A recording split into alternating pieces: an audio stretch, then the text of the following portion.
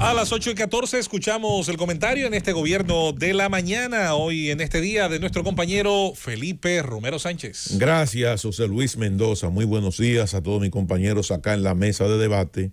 Buenos días, don Bienvenido Rodríguez León, doña Isabel Rodríguez. Don Álvaro, para usted un abrazo especial y agradecido siempre de todo el nivel de consideración y valoraciones hacia nuestra persona. Muy buenos días al país. Miren, en el día de ayer las Naciones Unidas envió una comunicación a la República Dominicana, la ONU, donde expresa su preocupación por el tema de la repatriación o la deportación de mujeres parturientas o mujeres embarazadas.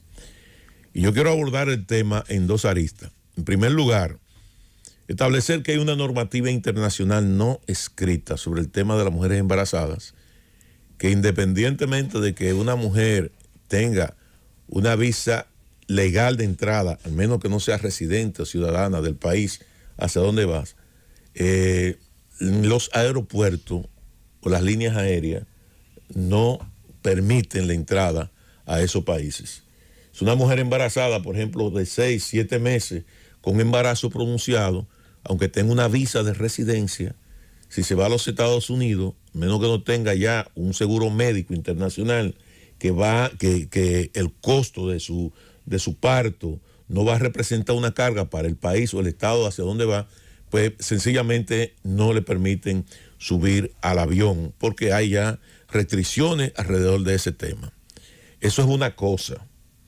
Una cosa es la decisión que tomó el Consejo de Inmigración de decir que la República Dominicana no se van a permitir mujeres embarazadas que estén a partir de los 6 o 7 meses la entrada al país. Y otra cosa es después que esas mujeres entren al país independientemente de su estatus. Si esas mujeres entran al país independientemente de su estatus, y su estatus puede ser legal o puede ser ilegal en un momento determinado, entonces ya el país tiene la obligación moral de prestarles atenciones médicas. Porque ¿qué está ocurriendo? ¿Qué va a ocurrir con esto? ¿A dónde van a parir esas mujeres? Y ahí, ¿qué podría producirse en dado caso de que nosotros no le prestemos atenciones médicas? Bueno, es que las estadísticas de la mortalidad materno-infantil se van a disparar en la República Dominicana porque esas mujeres van a ir a los hospitales, quieras o no, en labores de parto en un momento determinado. Y van en labores de parto en un momento determinado y si el muchacho viene atravesado, viene de nalga, o si de repente tiene la pelvis cerrada, pero no hay un seguimiento, una sonografía que le permita al médico en su momento de establecer cuál es la metodología que va a utilizar en esa labor de parto, pues obviamente esa mujer corre el riesgo de un derrame interno por un desgarre de su útero, dependiendo de la posición en que esté el niño o esté la criatura. Entonces, eso obviamente que obliga a la sociedad dominicana a tener que repensar el tema de la deportación y de la forma en cómo se están haciendo las cosas. Aquí lo que nosotros tenemos que tener es control en la frontera. Una cosa es tú impedir que una mujer embarazada llegue acá. Y otra cosa es, después que esté en el país, entonces impedirle sus atenciones médicas. Si nosotros queremos abaratar los costos de salud en nuestros hospitales, lo que tenemos que es valorar cuál es el presupuesto que implica para la República Dominicana las atenciones médicas de todas esas mujeres parturientas o de los inmigrantes ilegales en la República Dominicana. Se calcula en cerca de 60 mil millones de pesos, de acuerdo a la nota de la BBC de Londres, que es quien ha expuesto también ese tema en el debate. Ahora, ¿cuál es el presupuesto que nosotros tenemos para nuestra guardia fronteriza, para cubrir la frontera y evitar entonces que eso entre? ¿Cuál es el presupuesto que tiene nuestro ejército de la República Dominicana, que es nuestro centinela en la frontera, para poder evitar esos altos costos? Es el mismo caso que se da con los accidentes de tránsito. Pero, Felipe, y disculpa que te interrumpa, es bueno aclarar que no es que se están tomando medidas que nieguen atención a parturientas que lleguen a los hospitales. Se han hecho las aclaraciones del lugar y particularmente somos hemos sido críticos de cualquier medida que vaya en ese sentido por entender que es violatoria a los derechos humanos. Y estamos de acuerdo contigo en el punto de que el mayor control que hay que establecer es en la frontera, que no ingresen a territorio dominicano. Ahora, negarle el derecho a cualquier país del mundo de tomar medidas migratorias para retornar a los ilegales que se encuentren no en los hospitales, sino en condiciones de circulación en cualquier espacio público. Y nosotros ahí hacíamos énfasis precisamente en los espacios laborales, donde aquí no se está respetando la ley en lo que tiene que ver con el 80-20, donde en muchas áreas, en muchos sectores, más del 90% de los trabajadores son ciudadanos haitianos. Así es. Por eso yo estoy focalizando mi comentario hacia el tema de las parturientas, de las mujeres embarazadas, porque ya lo otro es otro aspecto. Felipe Romero Sánchez, descendiente de dos próceres asesinados por Pedro Santana, de dos patriotas que contribuyeron a crear la República Dominicana. Uno de ellos, el jefe político de la separación de 1844, porque Duarte estaba fuera del país. Ese que está hablando ahí es, repito, descendiente de una heroína y de un héroe. Ahora, ¿por qué intervengo? Aparte de darle las gracias a Manuel por sus palabras, muy amables de tu parte. Merecidas, don Álvaro. De una de las figuras más notables que tiene la jurisprudencia y la política dominicana y el análisis profundo. No, nada de Manuel. eso. Ahora bien, yo quisiera, no sé si ustedes han tenido acceso a eso, que yo desconozco que exista, un verdadero estudio, porque es muy fácil decir, de cada hospital y de cada 20 camas había 19 mujeres. Fui a otro sitio y había 10 camas. Y sin embargo había 14 mujeres. Oye, coño, pues estaba subida una arriba de otra. Bueno, yo quisiera ver un verdadero estudio, un verdadero estudio científico, ¿verdad? Que explique cuál es la realidad de la presencia parturienta en los hospitales del Estado Dominicano. Don Álvaro, el estudio existe porque nosotros tenemos acá en la República Dominicana del año 2004, 2005, el registro de extranjería. O sea, todo niño que nace en un hospital público tiene un registro. Y eso le permite establecer el origen, le permite establecer la nacionalidad de la madre. Y en ese caso se puede fácilmente establecer cuál es el porcentaje de mujeres que van a los hospitales, incluso a nivel regional, si son de ciudades, si son rurales, si son haitianas, si son norteamericanas, si son colombianas o son venezolanas. Porque nosotros tenemos... No es un desafío. No es para que te luzcas o para hacerte quedar mal. Jamás yo haría eso. Primero me aplicaría la fórmula Pared Pérez. No. Yo lo que te digo es, si tú tienes el conocimiento, si tienes ese estudio, ¿cuál es la realidad? ¿Cuántas mujeres haitianas dan a luz anualmente en los hospitales del Estado? Esa es una buena pregunta. Vamos a pedirle al Ministerio de Salud Pública que nos otorgue esas estadísticas, porque ellos deben de tenerla, don Álvaro. Yo tengo aquí una estadística que establece, por lo menos en el año 2019, en los hospitales públicos, partos vaginales hubo en la República Dominicana 117.903.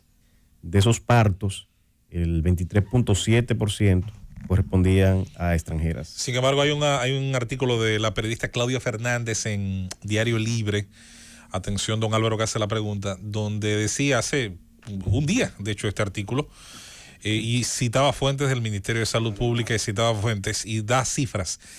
Dice que el 40% de los partos en hospitales de la República Dominicana corresponde a ciudadanas haitianas. Habla específicamente del tejido público. 40% de los partos en hospitales, cito el título del artículo, corresponden a ciudadanas haitianas, y luego hace una serie de citas estadísticas. En 2018 es el año de referencia, 102.205 partos, y a partir de ahí pues comienza a hacer un descuento de cifras. Pero, como dice Manuel, ¿verdad? Él se basa en un estudio. Ahora, no es un desafío, repito, pero ¿cuál estudio? Y el artículo de la periodista del 40%, ¿cuál estudio? Pero quiero ver estudios serios, responsables, porque hay mucha demagogia, mucho populismo, mucho dominicanismo trasnochado en esta vaina. Hay de todo, porque también del otro lado hay un importante trabajo también de agencias que cuando este tema sale, pues simplemente salen a condenar al Estado Dominicano. Me llama Carlos Suero, que es el gerente de comunicaciones del Ministerio de Salud Pública. Me dice que se están produciendo unos 36,000 partos de ciudadanas haitianas por año en la República Dominicana. Y que ese número en los últimos tiempos, en los últimos años, viene subiendo. Pero el promedio son 36,000 partos. ¿Qué basa? Carlos Suero, brillante profesional. O en la data. ¿Verdad? Lástima que no esté en el gobierno de la mañana.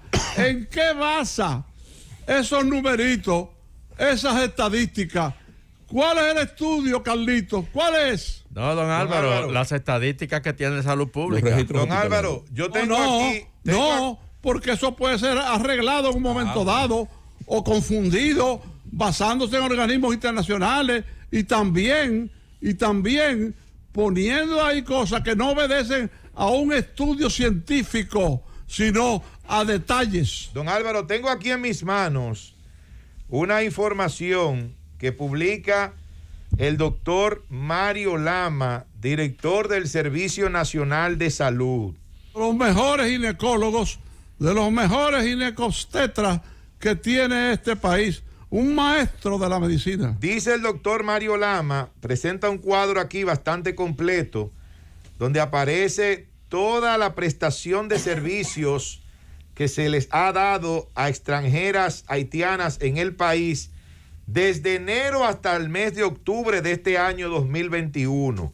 Ahí están las consultas, emergencias, hospitalizaciones, laboratorios, imágenes, cirugías, partos vía vaginal, 19,468 partos, partos vía cesárea, 8,902, para un total de partos desde enero hasta octubre de este año, según dice el doctor Mario Lama, de 28,370 partos, tanto vaginal como por cesárea. Y ahí están otros servicios también, que él pone la cantidad de personas que han hecho uso de ellos, de nacionalidad haitiana en nuestro país. Un cuadro bastante completo. A eso agrégale que la madre tiene que recibir luego tratamiento postparto y que esas por el amor de Dios, tienen que ser vacunadas. Por Cristo crucificado y San Judas Tadeo, patrono de lo imposible. Entonces, has tirado eso, Mario. Mario, mi amor, mi hermano, besos para ti en las mejillas y en la boca. Mario Lama, entonces, al dar esos datos, tú eres cómplice de esta situación. ¡Llévatelo!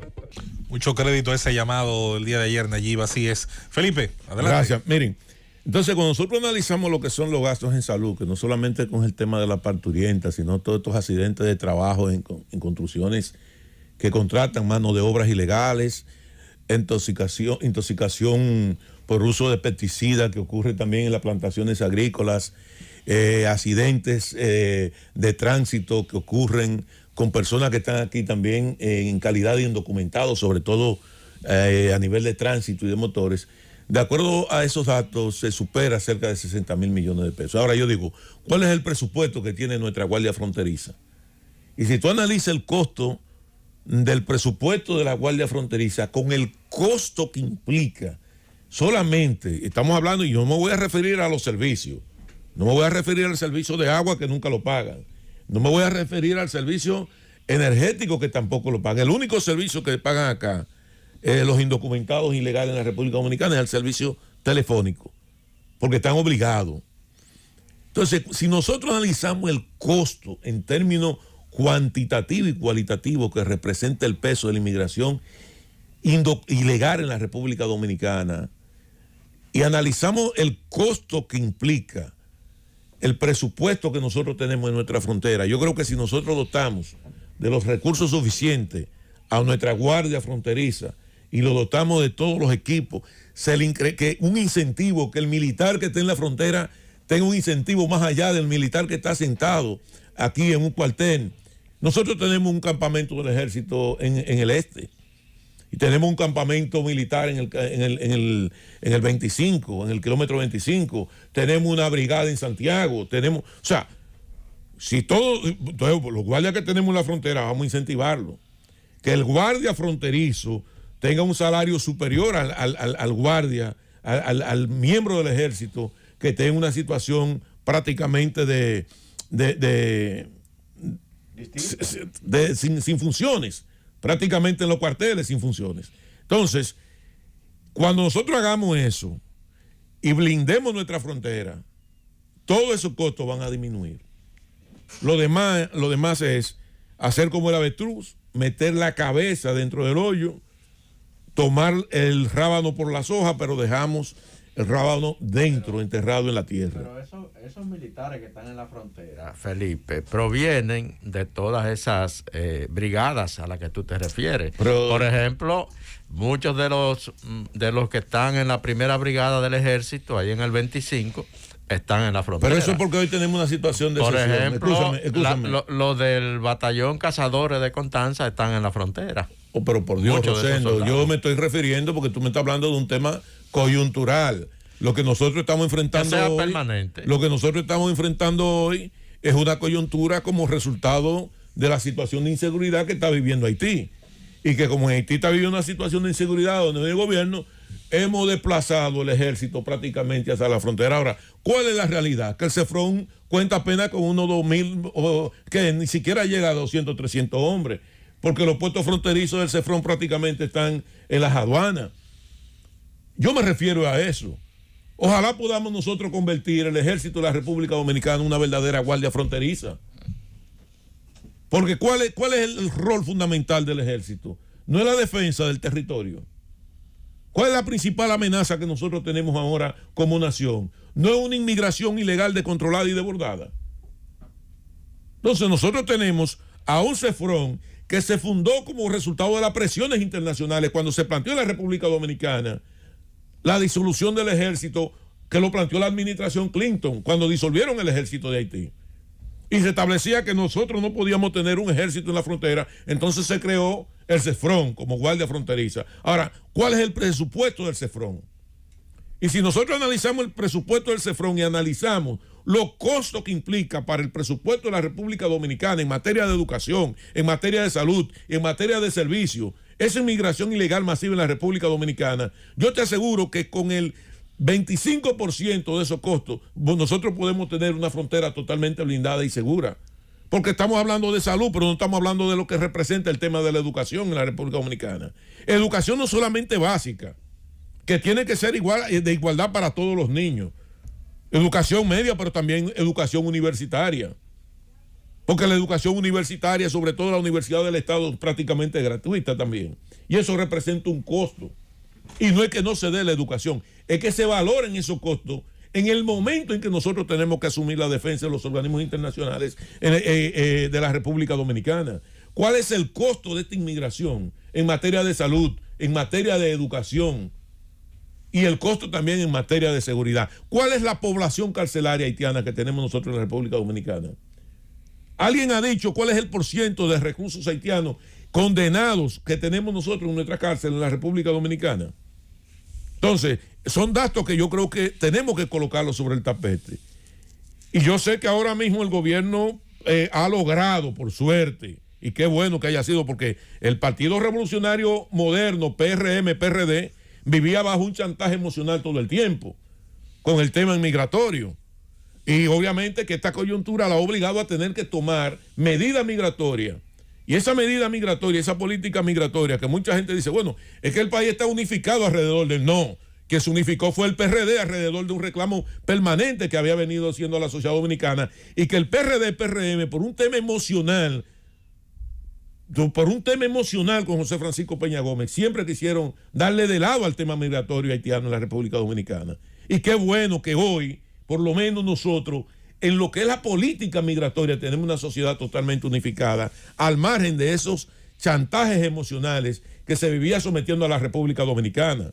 Porque yo hoy, por suerte para la República Dominicana, no estoy viendo a Wilfredo Lozano llevando a un individuo que se robó una identidad de un dominicano y que Wilfredo Lozano lo llevó a México a someter al Estado Dominicano a la Corte Internacional de los Derechos Humanos. Y no estoy viendo hoy a un Juan Bolívar Díaz hablando de eso. Y no estoy viendo a un Chilor hablando de eso. Ni a una Altagracia Salazar, ni a nadie hablando de eso. Y qué bueno que eso haya ocurrido.